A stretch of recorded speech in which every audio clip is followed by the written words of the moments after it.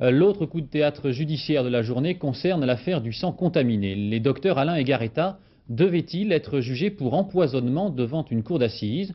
Jusqu'à maintenant, vous le savez, la justice avait toujours répondu non. Eh bien, cet après-midi, devant la Cour de cassation, l'avocat général a estimé, lui, que les deux médecins auraient dû être jugés pour empoisonnement. Dominique Verdeillan. Jean-Pierre Leverpol, Jeannette Garot, Bernard... La liste des victimes, la liste aussi des plaignants qui depuis des années demandent que leur dossier aille devant les assises. Dans la salle, quelques-unes sont là pour ce dernier combat juridique. Et dans l'après-midi, une surprise. L'avocat général Jean Perfetti se range à leur côté. Il prône l'empoisonnement. Il évoque une correctionnalisation douteuse et demande, pour le respect de l'ordre public, le renvoi devant une cour d'assises des docteurs Garetta et Alain.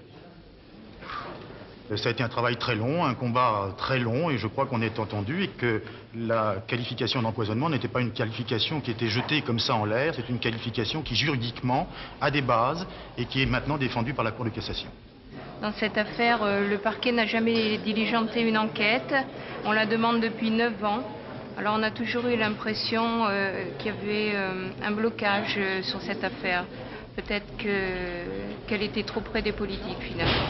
Assurément pour les victimes, c'est ce soir une victoire, mais il leur faudra attendre mercredi prochain après-midi, date à laquelle la Cour de cassation rendra son arrêt.